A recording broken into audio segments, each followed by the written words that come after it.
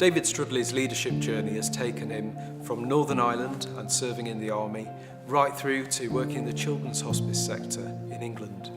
His commitment to the people he works with, and particularly in recent years to children and young people, is really evident. He's taken those organisations through times of real turbulence, and particularly in the children's hospice sector, faced a period of real austerity and change. It's my pleasure today to interview David Strudley as part of our series Leaders in Conversation.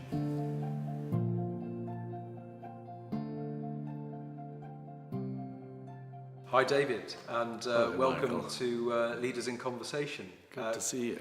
Great to have you here.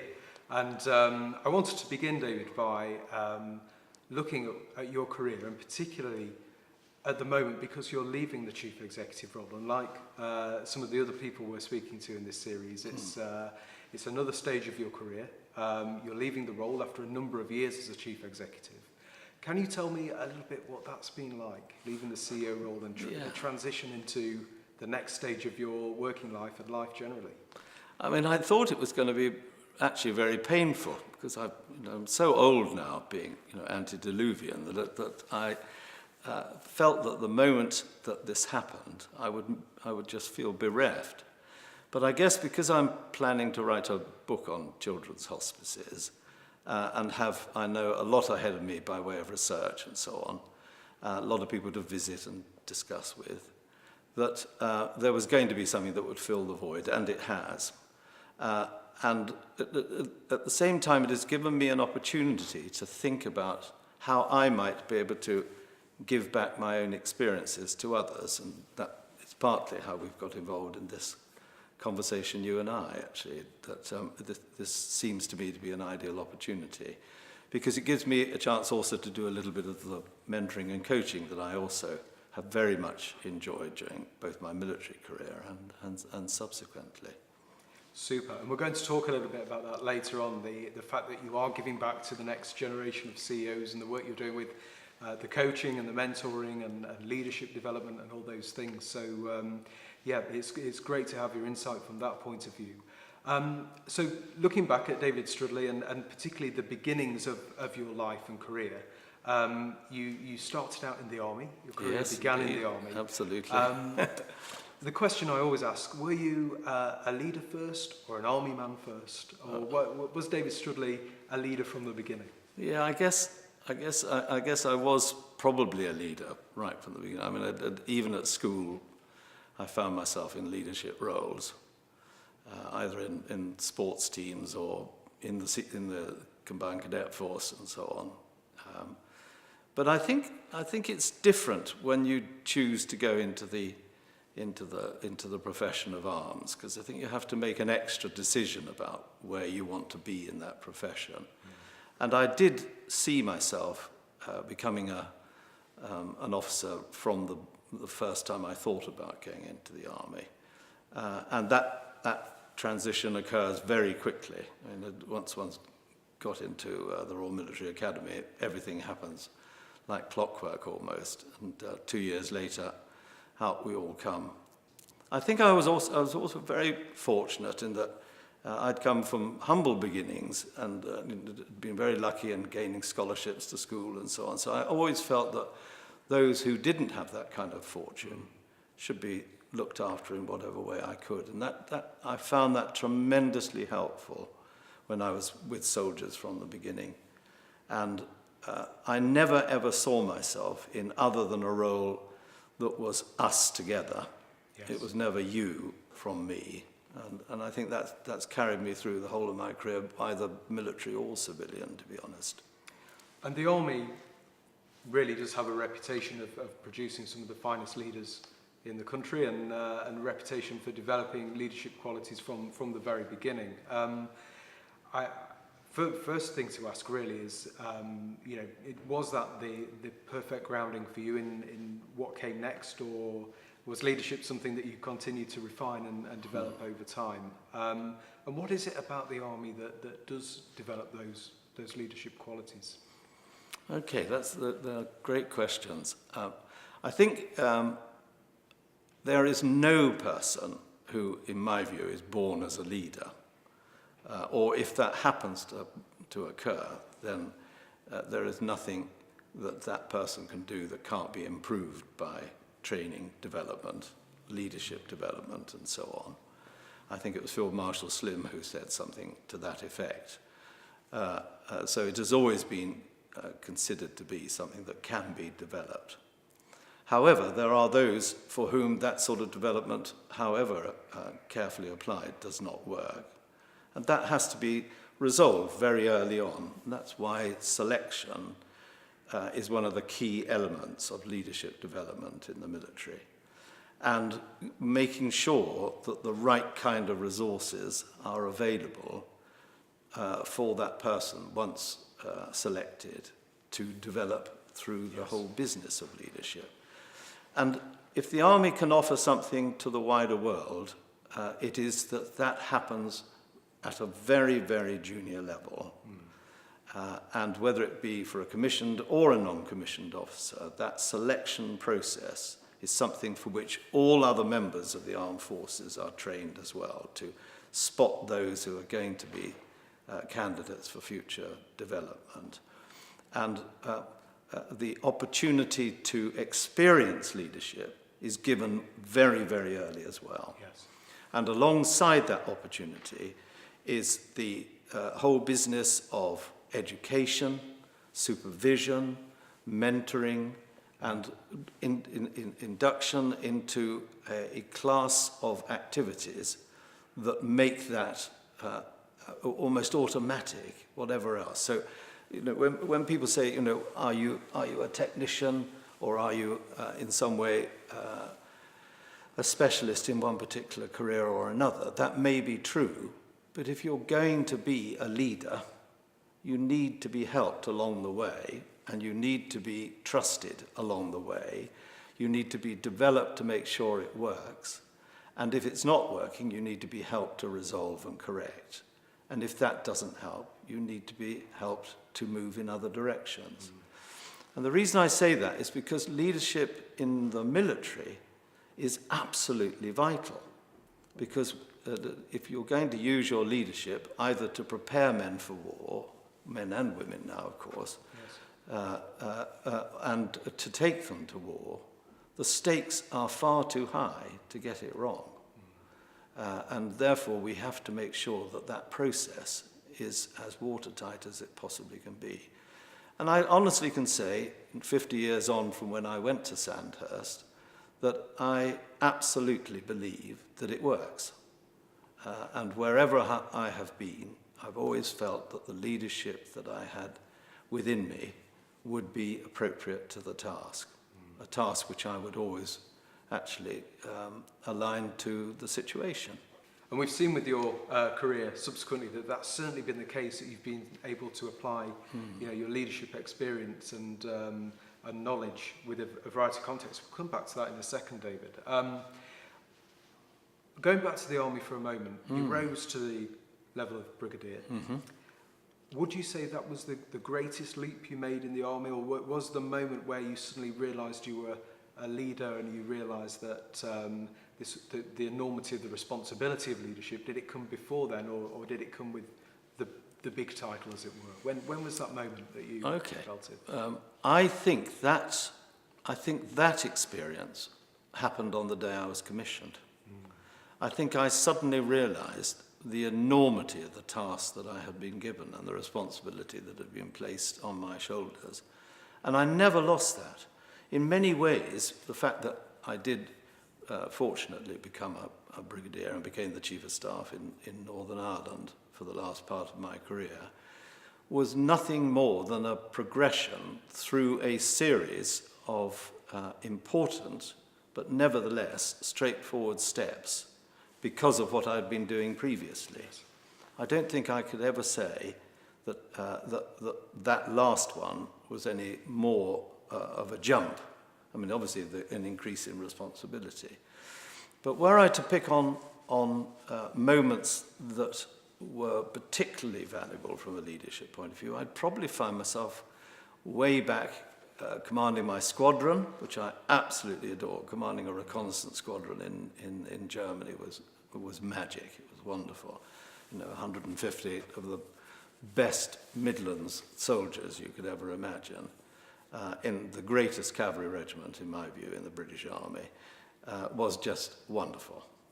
And I had 2 incredibly happy years in Germany doing that, sadly sending some of them off to Northern Ireland while we were there, you know. And then the next most important event was command of a battalion in Northern Ireland, in this case an Ulster Defence Regiment battalion, at a period of resurgence in violence in the province, and a very difficult period indeed, because we were struggling like mad to try and get the peace process underway.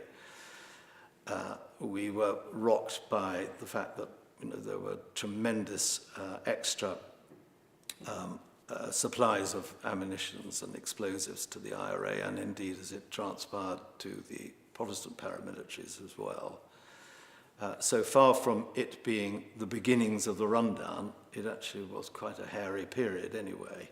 So when I then went away from Northern Ireland, having had 2.5 incredible years in command, working again very much as a team. I really do believe that the thing that marks out the success of leadership is when you feel a sense of us, yes. Not you and I or anything of that nature. And that was like that. That really was. And that was working with an organisation that was living within the patch that it was also fighting in, fighting to defend its country. Men and women. So there's nothing about that wasn't about us. I then went off to the Army Staff College as a member of the directing staff, and then returned straight away to Northern Ireland effectively as the operations executive, which in many ways, though much less to do with direct leadership of people, was incredibly important because it was a full-on resourcing job. And that, again, is something about leadership that is terribly important, because it's not about what you do to or with people. It's about the whole game, how much you put into making sure that things do succeed. And so this was a job where we were trying to equip our soldiers better to be defended against the technical advances that the IRA in particular were making. But it was also a job in which we were trying desperately to find those first genuine routes into the political solutions that subsequently I was very much more deeply involved in as Chief of Staff. And you mentioned the peace process, and happily at that time the bringing together of both sides and subsequent peace for 20 years. Yes, so far. yes. Tell me, because you had such a unique perspective on that, and certainly a very close relationship with the people there and the army there. What was it about the leadership, both within the army and also politically, you think that made that work and made that happen? Because it was an enormous leadership accomplishment, wasn't it? Yes, I think that's fair. That's fair to put it in those terms. I suspect there are those who would argue against it, that the politics had to work their way through in the yes. peculiar way that every politics has worked its way through in Northern Ireland. And we're seeing evidence of that even now, with Stormont being closed down and so on. I think so far as the army was concerned, the army had the most important and in some ways an extremely difficult task during that period. It was marked, in fact, in a very, potentially you might say, mundane way, but actually on the day that we, if you like, became peaceful soldiers, if you like, in support of the peace process, we took our helmets off and put our berets back on. And that was the public reaction to that was very, very noticeable. And our role during that time was to make sure that things stayed as comfortable and quiet as they could, while supporting the police to become, once again, more and more, as they would wish, a peacetime police force. What made it more difficult, I think, was that as you rightly identify, the politics of the situation did not keep pace with what could have been the growing peaceful nature of the relations between the community, instead of which what happened was that the community still was completely split to start with. So there were still things like the Orange marches and things of that nature, and the Easter marches of the Republican movement and so on. So the tensions were no less great, but the way we were handling them was deliberately one remove from what it had been before. And the police were magnificent during that period, because they were stretched absolutely to the same limits that they had been stretched back in the 1960s, which of course led to the army coming in the first place, you know. As to leadership itself, I think that is part of the whole business of military command, is that you know that whatever is the task, and at whatever level you need to undertake it, and at that stage it was still the general officer commanding in Northern Ireland still had the full responsibility to the government for making sure that the military force was still there and in its proper disciplined fashion doing what it was tasked to do. The difference was that it was doing it deliberately with a non-aggression attitude. And that sounds as though that makes it easier. It's an incredibly difficult task for soldiers to go out on the streets and only negotiate with the population in a sense of non-aggression. So when we talk about leadership in those terms, we talk about all that discipline and training that has been put together and brought to effect to make that possible. As to the political leadership, which both sides have claimed their due reward for having got to it, it got to a point, in my view, where it was going to be better politically to carry things forward than it was militarily. And so there was a certain inevitability about it. What made it so frustrating was that there was still a series of hiatuses along the way, which meant that it took far longer than it needed to. But the leadership, if you like, was born of a need for us to try and find, finally, a way through it. And some of the stuff that happened behind the scenes made that possible in the end. But it certainly wasn't something that you would calculate as being likely to succeed or to fail. We just had to suck it and see as we went along, really. It's interesting, isn't it, how leadership sometimes comes about, successful leadership comes about, legacy leadership comes about through circumstance and through the stakes being really quite high. So, people find within themselves, don't they, the leadership and the confidence and also the sense of the need for something to be done because of the pressures from the outside environment, be them politically, be them economic competition and so on.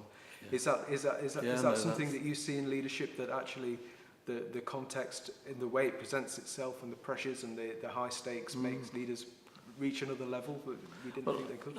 Yes, I'm sure there is much merit in those thoughts. I think that cometh the moment, cometh the man.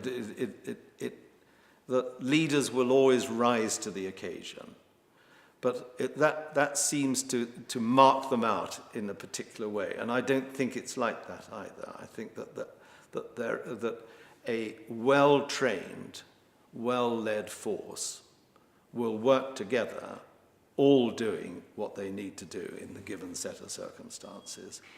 The circumstances will dictate what kind of activity they perform, and the leader will be able to rise to those requirements. So you left the army. And your career took a very interesting turn at this point, because you moved eventually into the hospice sector, becoming the CEO of Acorns Hospice. Tell me how that happened and how the transition from being in the army to the hospice sector and the sector serving children and young people came about, David. I mean, it's the most remarkable change I could have ever well, I couldn't have really imagined it, I don't think. I mean, I actually left the army a little earlier than directly being involved in the movement. We decided to settle in the province, the peace process having got underway. And I wanted to be able to do something that would still be really useful. Got caught up in the most wonderful arrangements, which were not wonderful in themselves, in the sense that the RUC was going to be disbanded and replaced by the police service in Northern Ireland for, again, largely political reasons. Although, the RUC was a very large force and had to be reduced by a considerable number, some 3,500. And I was very fortunate to be asked to become the managing director of something called the Police Rehabilitation and Retraining Trust, which was essentially helping policemen and women to make the transition into civilian life.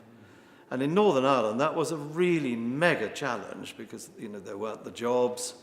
There was an innate suspicion, of course, about anyone who had been a policeman or woman. Yes. There was this sense of, them being very biased in a sectarian way. And so what we did was to develop this scheme, if you like, within this little unit, wonderful, wonderful little unit, which enabled them to use their experiences, their life experiences and professional expertise and professional experiences to gain a qualification that would then enable them to work at a reasonable level in society as they might choose. During the course of it, though, we discovered that a lot of the children had also been adversely affected by their experiences. And so part of the unit was to help that too. And some of the children were very, very badly affected by the experiences of their parents. And in doing that, I think I'd recorded it somewhere on a CV or something like that we had been doing all these various things. And it started quite literally with a telephone call from a headhunting agency who were looking for someone to go and help at a hospice, in fact, down in the south of England. And I was asked if I'd like to have a look at it. And I was coming to the end of my time at the police trust anyway. So I went and had a look, and I honestly can tell you that as I walked across the threshold of that little place near Winchester, I knew something fundamental had changed. It was quite extraordinary. It was in a little bit of trouble at the time, nothing too serious, but enough to need a little bit of proper intervention. And I was amazed to discover, given that I had not even a first inkling of what a children's hospice would have been about before I got caught up in this. But because of the nature of the difficulties they had, I could see that my ability to think strategically, to bring disparate groups of people together, to rely on the expertise of those who actually had the principal core purpose duties to perform, did mean that we were able to pull that together a bit. Not totally. I mean, it went on for many years afterwards. Now it's the most successful children's hospice. But that moment, if you like, turned into those moments and those weeks and months. And by the time I left there, I knew that's what I wanted to do for the rest of my career, really. And so I have, to the point that I stood down just a few months ago from being over here at Rainbows. Yeah, so a moment of epiphany, really. Yeah, it was. Yeah, absolutely. Really finding that new sense of vocation. Yeah, and I'm really interested in this notion of moving from one sector to another, because you'd worked in the army for 20, 30 years. 30 years. You knew it inside out. You knew the people inside out, how the systems worked, and so on. And now you find yourself in a completely different sector. And I see the fact that strategic leadership and the ability to bring disparate people together is really valuable.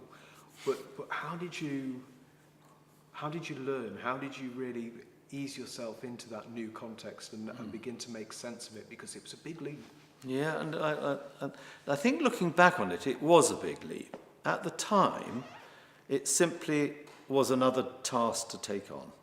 It didn't have that sense about it. Why? Because the people I met who were doing the business knew what to do. They just needed to be given the resources to do it properly, and that meant being really good at the fundraising task. Yes. The chief fundraiser was a great guy who knew exactly what to do. And we were supported by trustees and by an army of volunteers who were absolutely splendid. And okay, we had to, we'd lost this little bit of administrative oil, if you like, in the works. But it didn't feel that it was any more than I could have been asked to do at any other stage in the previous 30 years, Yes. except that I wasn't wearing a uniform, although perhaps you could say a suit is a uniform, and I wasn't doing it with the possibility of bringing force to bear. But all other aspects of it, were positively Clausewitzian in that sense, Yes. and that it was exactly what one would expect to do. And would you say that level of, I'm hesitant to use the word confidence, but that sense of preparation for the role, and the fact that you made the transition as seamlessly as you did, was that about the army? Was it about the training and the development and the investment you'd received? There is no doubt at all that the army fits a person to manage almost any situation, Yes. and to deal with situations that are often unmanageable, and to remake them manageable. I think the interesting thing about the military compact, if you will, is that you are able to learn the two things of self-confidence and humility as though they are part of the same thing. You are able to accept that you make mistakes, an awful lot of them, and so long as you learn from them, you hopefully will improve. But whatever, those things that make a leader, the integrity, the honesty, the ability to make decisions quickly and to stick by them, the ability to make decisions only when they're needed as well, to be able to delegate, to bring one's friends and colleagues on board, is part of that wonderful compact that is within the military.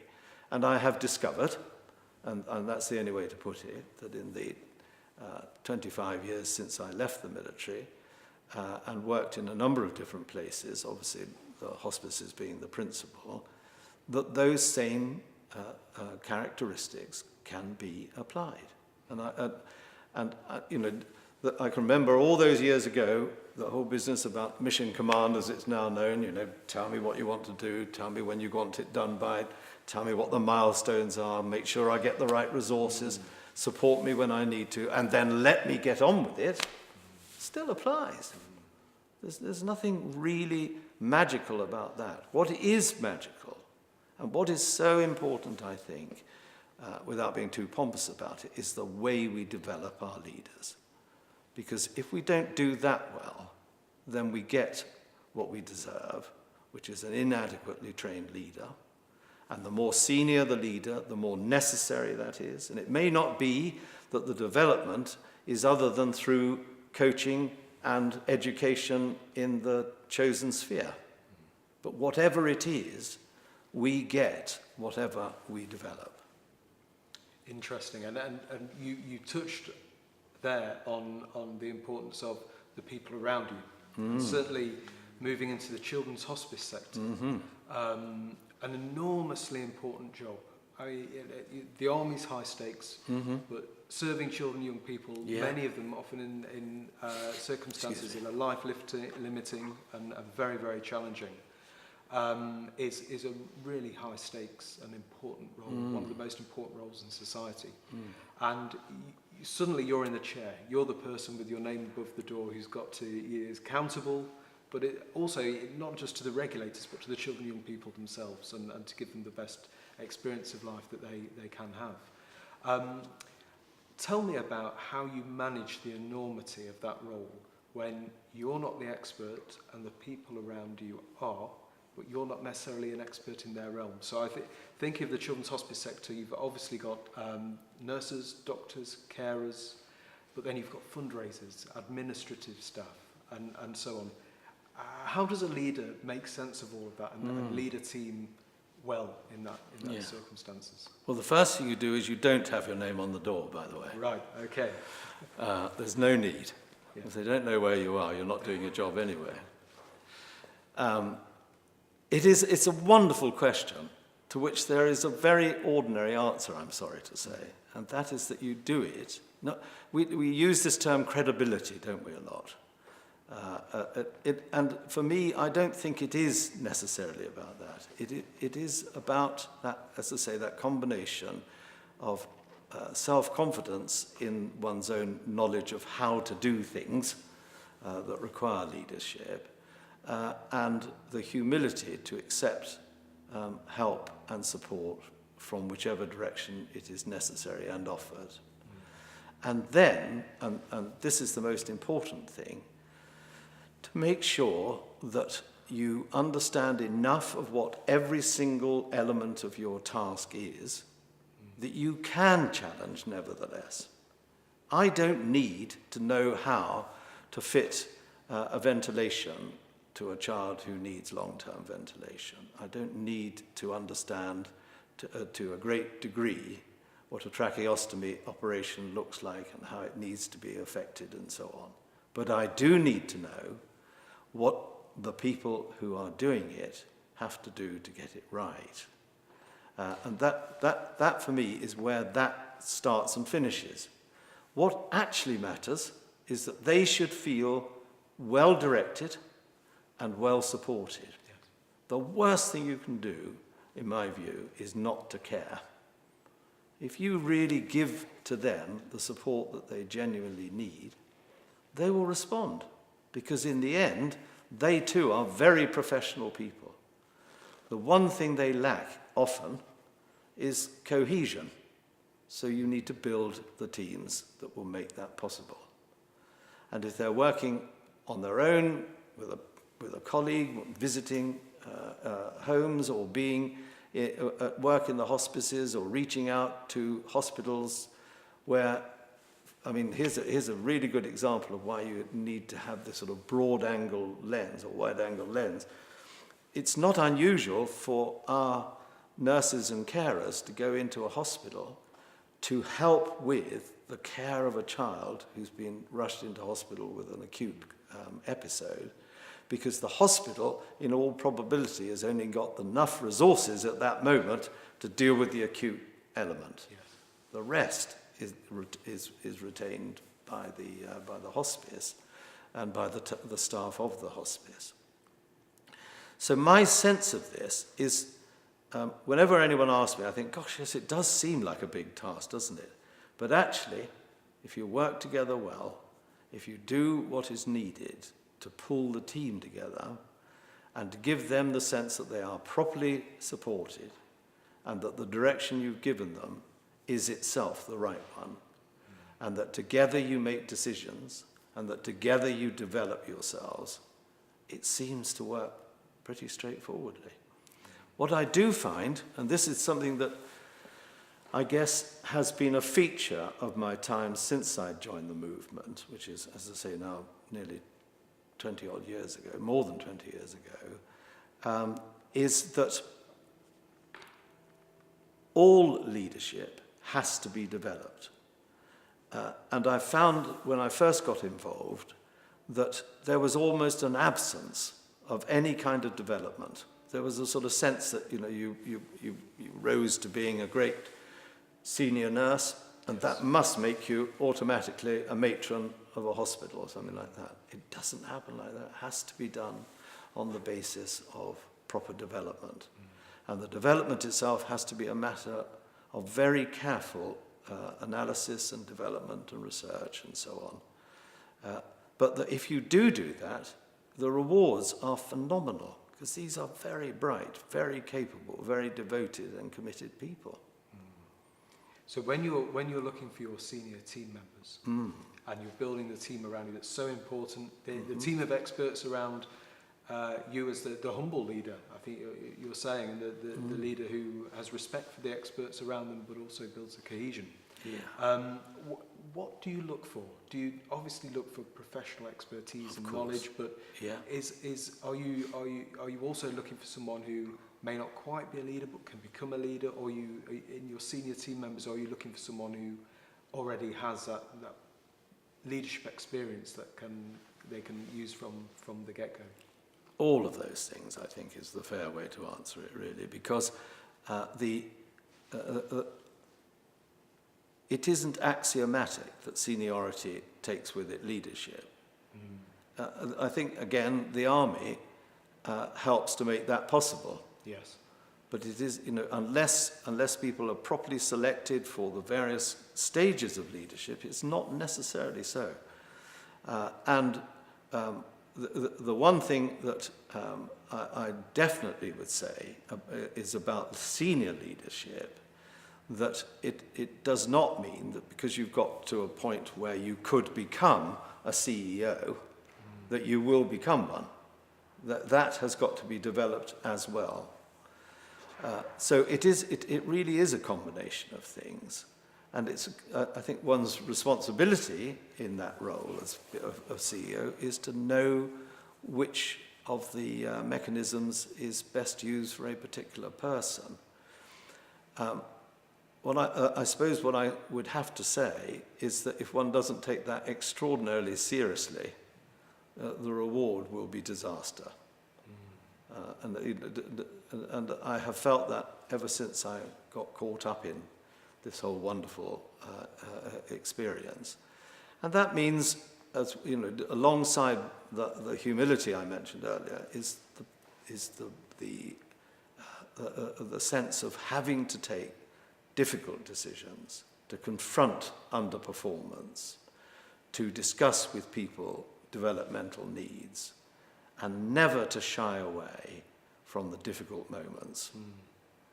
Because if that as well means you end up with less of a team than you need.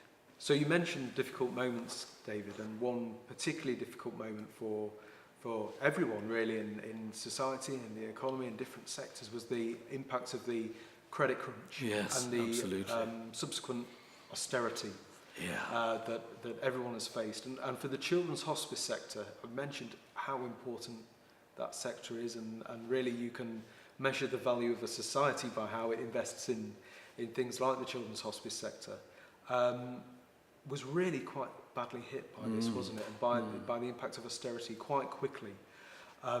Tell me a little bit about the risks and the significance of austerity to the sector.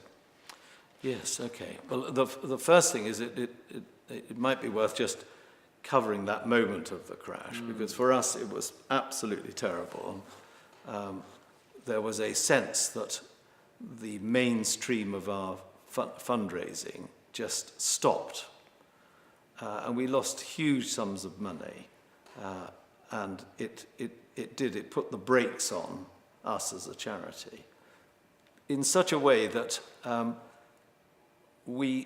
don't think we would have gone under as such, because I think there's so much more in the life blood of a charity than that. But it was really bad.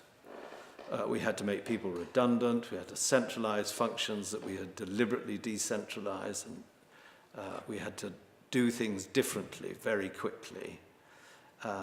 And since then, we have put in train mechanisms to manage a situation like that were it to happen again. But I think it did something else that is terribly important too, for me at least, and I think for a lot of other people, but certainly I experienced it. And that was that I realized that as a charity, because we so desperately wanted to give to our children the best possible chance of a life of joy for as long as they lived, that we were prepared to take risks without even realizing almost that we were doing it. That sort of charitable zeal, if you will, just kept us going. And there was a sort of innate sense that someone would find a way of helping us. And we believed in it, if you like. So when you ask a question about risk, I suspect we lived on the edge of it all the time. And we've kind of got a sort of aphorism about children's hospices, particularly a bigger one like Acorns is. And that is that every time you get a really good burst of something, because for whatever reason people give you a good amount of support, there's always a trough somewhere afterwards. And unless you're prepared to think sustainably, you'll get hurt again. And that is a hard lesson we had to learn over the period 2008 to about 2010. And I'd like to think that we're now in a better position to manage that. But in terms of risk, yes, you live at the edge of that. But, this is terribly important, the experts are not us. The experts are mum and often dad, who know exactly how they're going to make the life of their child bearable. Our job is to make sure that they get the best possible journey. And I think the lesson I have learned from that, again, is that you need to listen, deeply, deeply listen to what you're being told about something or about someone. And so, yes, of course the risks are there. Of course the risks are there. But the risks are manageable by the degree to which that activity takes place day and daily. And that there is a sense that we will support that family and not do unto the family anything other than they have asked for us to provide them with, right up to the last time they say, thank you very much. And that often is many years after the child has died. However, there is another aspect to this that I find both extremely exciting and also very daunting in a period of austerity. Because technology has really lifted and medical intervention has really made a difference in the last number of years, certainly in the last decade. So much so that there are a number of conditions where the children now are almost at the point of not even presenting as children.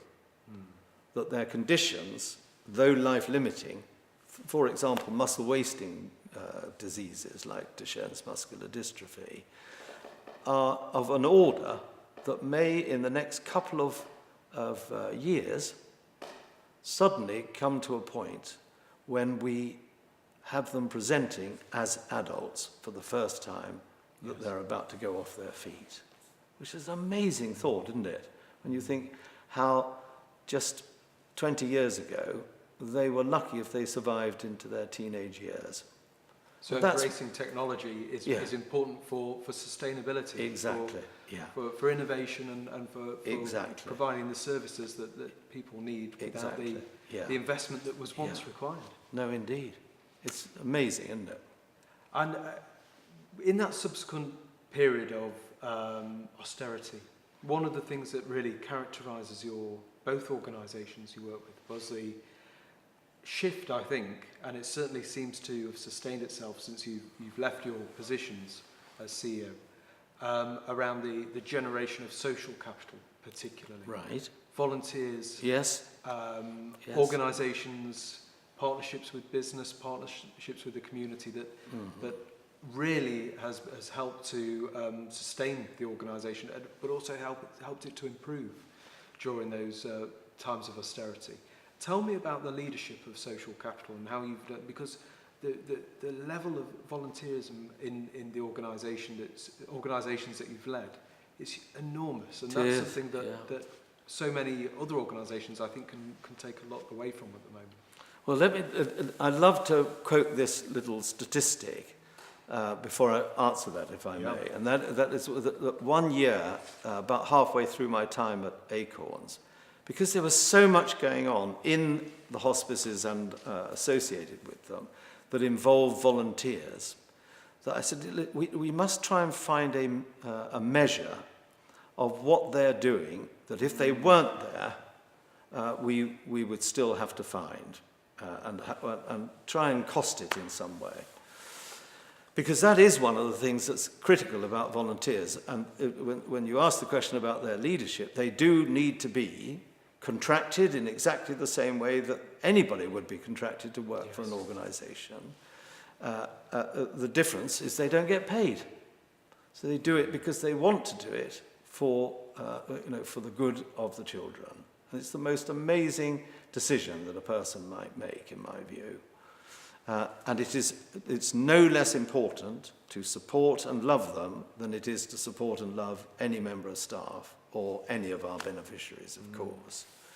But what is really interesting about that is that when we did that study, we discovered that, and this was at Acorn, so you can times this by 40 odd if you want to get a real measure of the volunteer element, the social capital. It was £750,000 a year. Goodness. Staggering sum of money, isn't it? And that, as I say, was in the early, it would have been sort of 2012, 13, something like that we did that study. So and this is a challenge. This is a real challenge for leaders, and we see it in the academy trust sector, and we see it in other sectors, in breaking down the invisible barrier between the organisation and the community out there, and the potential of the community out there, be it people that once attended the schools and attended the trusts, or people that just care and have grandchildren at the trust, or other professionals, or people that are just passionate about the work, and so many people are passionate about the work. How did you lead that culture? How did you create that culture where the barriers were brought down and the doors were opened up? Well, I'm not sure that I created it. I'd like to think I fostered it and nurtured it. And it's because I think I used the phrase just now, and I used it advisedly. I loved them, and I love them to this day, because without them, we could not have been the brilliant hospice that we have been. And the same was true when I came to Rainbows, and the same will be true wherever you go. And people, wherever you meet them, who are volunteers, will say they're doing it because they want to do it for the children. Not because D. Strudley told them to do this, that, or the other thing, or any other member. I mean, we have volunteers managers, we have them at each of the hospices. They are the most staggeringly hard-working people. I don't know how they do it, but they get up every day and they go in with a blooming great smile on their faces and get somehow all these things done that have to be done. The cleaning of the hospices, the gardens, the support to the teams actually working on the ground. Some of them even develop themselves as befrienders, sitting, reading to the children, going out in pairs and with the carers and so on, to the families to do work at home, maybe shopping, maybe cutting grass or whatever. They do it without a thought for what it means to them. All it means, as far as they're concerned, is that the child is being better supported than otherwise it might. How do we do that? I don't know. So it sounds to me, David, like vision plays a big part in all of this, and people's sense of being part of that as participants in the organisation and its journey and where it's going. And is that something that you recognise within your work at Rainbows and Acorns? How do you make that a reality for the person doing the gardens, or the person that's volunteering to read with the children? How do you sustain that and keep it going? That is a really good question. We probably ought to have surfaced that earlier in a way, because there's no doubt about it that what makes the whole thing happen, what makes the core purpose possible, is a sense of vision to which everybody assents. And how does that come about? It comes about by everybody being a party to it. And by that I include all our stakeholders. So there is a sense that we might develop the vision, because we do it on the basis of all the things we want for the children, but we would make absolutely sure that we all were part of it.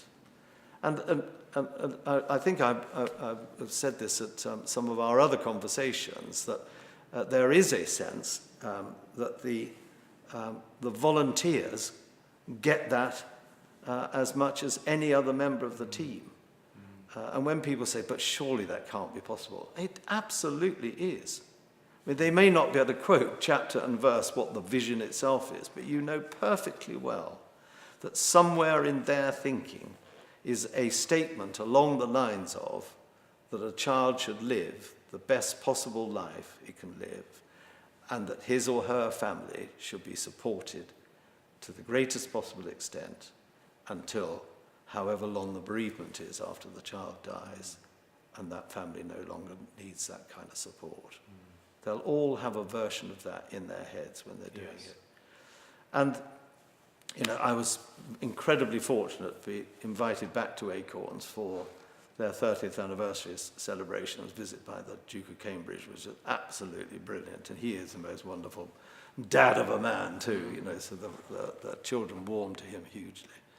But I looked around quietly during the course of that day. Acorns hasn't changed a bit. It's still every bit as blooming beautiful as it was, and still doing all the things it needs to do for the children. And as a leader, that must be quite gratifying, I suppose, to look back and to think, you know, what it sustained itself, because it's a real test of leadership, I think, that actually what comes after the leader's gone, and that it has sustained itself, and it is going from strength to strength, because some organisations do depend on the individual, the maverick, or the big personality. No, that's fair. And that is fair. I thought you were going to say for a minute that it was all down to the leader, and thank you for not saying it, because I feel totally the opposite about that. I think that if it is leadership at all, and it may be actually more about the heart and soul of the organisation and the people who make it thus, that if a leader can do anything at all, it is to inculcate, during the time he or she's with the organisation, inculcate within the people of that organisation a sense of purpose that is never, ever diminished. Yes. And I think that's where I probably would feel that sense. But it isn't a sense of gratification in any sense whatsoever. It is a genuine sense of how wonderful these people must be, that here we are 2 years on since I left, and it's still just as blooming lovely. Yeah.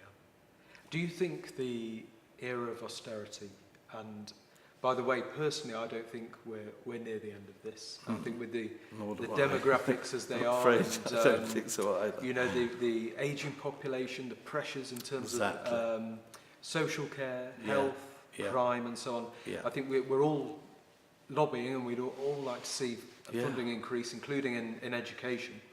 But it's a reality, isn't it? And how do you feel that this almost end of a golden era, in many respects, looking back over the last 40 or 50 years, has changed the job of the CEO, the leader? Is it a different job in the years ahead? Well, yes, I'm sure it will change. I don't think there's any doubt about that. But it's not changed because of austerity. Austerity will be a part and function of that change. But that's the job of the leader, is to go with it and still think strategically and still be capable of, with his teams, with his or her teams, of making the right judgments for the situation in which the organisation finds itself. What I think will mark out the challenge is doing that with an ever-decreasing resource base. That really will be, and yet the numbers of children will continue to increase. Yes. And that means, without any doubt whatsoever, being more savvy, being much cleverer about the whole business of sustainable funding.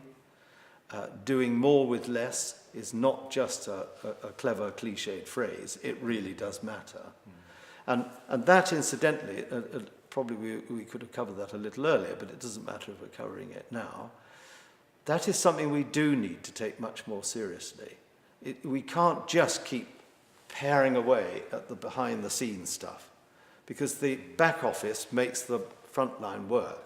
Yes. And we have really hammered it during this period of austerity. We've got to find cleverer ways of doing that, bringing much more centralised collaboration to bear. But I'm sorry to say this, because this is the one area where professionalism perhaps plays against itself.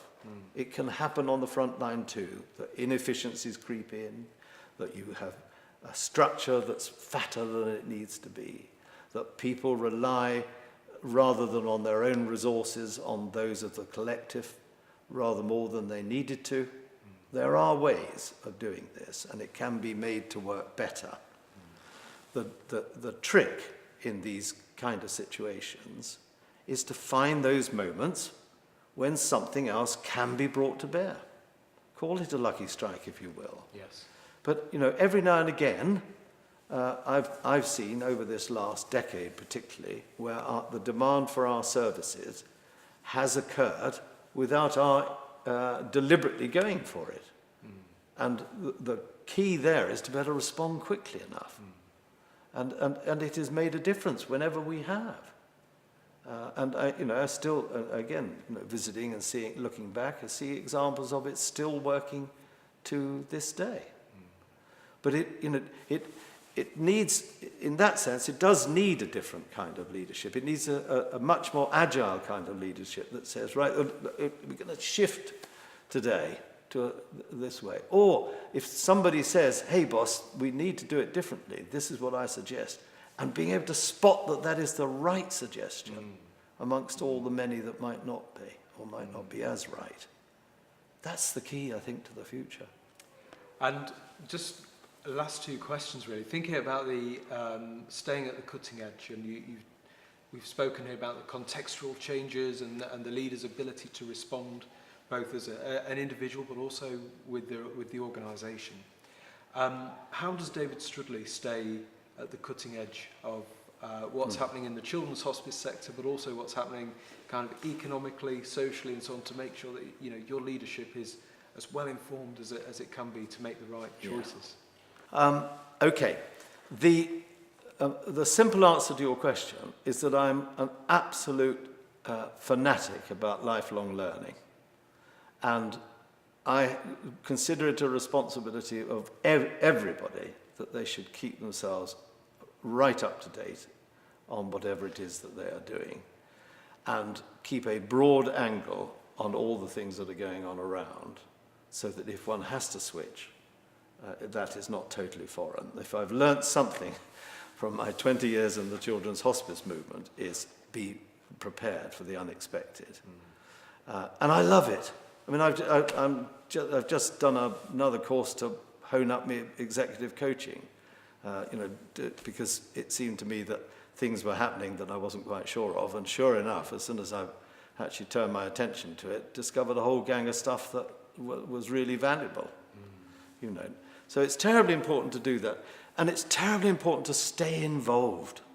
I mean, I chair something called the Business Development Group, which enables me to meet with a collection of really first-class top professionals within the movement, and to hear from them how it's going in their own organisations, their own children's hospices, and for us to turn our attention to things that we believe merit proper attention, and to develop things that will be helpful to the movement generally and to the children more particularly, And also thinking about the role of the CEO and the loneliness of that role and the weight of it in a way. Tell me about the boards you've worked with and the chairs and the trustees and so on. Yeah. What would you say makes a strong, effective relationship between the CEO, where it's really works for you, between the CEO and the chair? Because that must be where it works well, really good source of support and challenge and guidance. Yeah.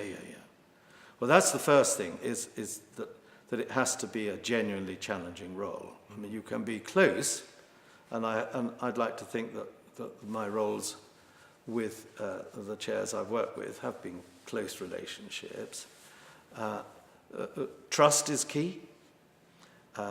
a respect for one another's capabilities, a belief that the other is as devoted to the task as one is, and a sense of being able to say, I need help here.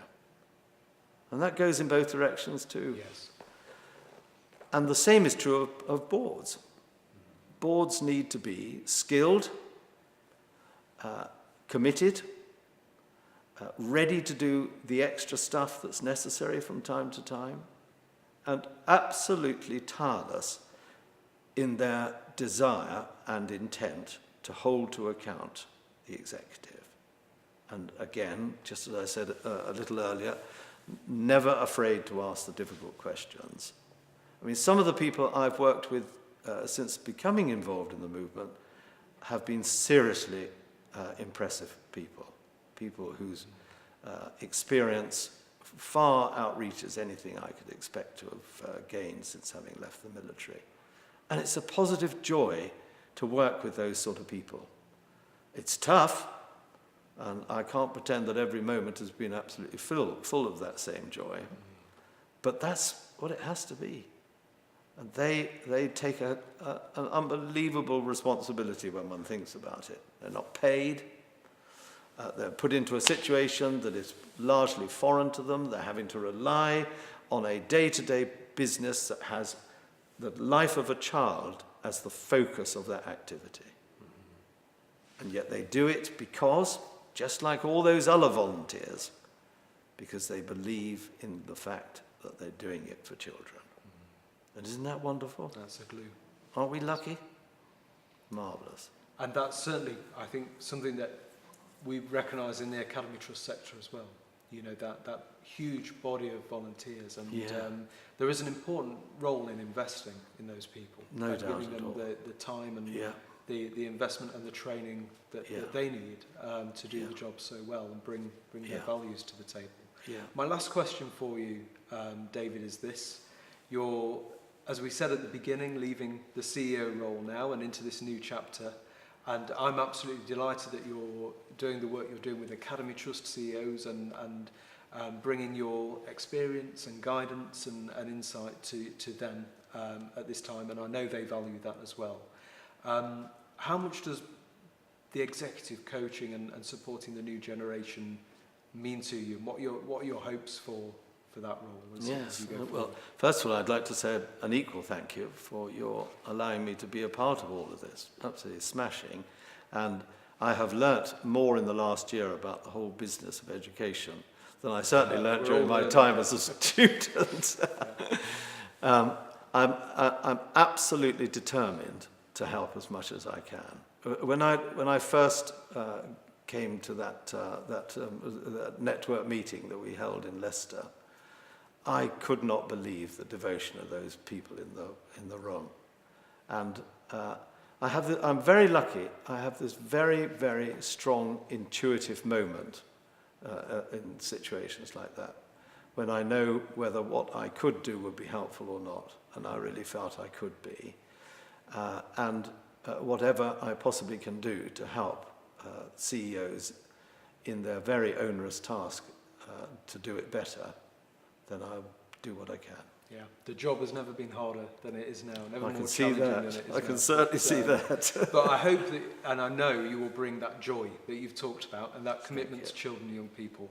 David, what I'm taking away from this is the humble leader, the leader as listener, the leader who talks about us, talks about being part of the team, and the leader who finds joy in their work and joy in the people they work with. And that comes through in abundance from you. So thank you for being part of Leaders in Conversation. Thank you for your time, and we look forward to working with you again soon. Thank you. Thank you very much indeed. Thank you.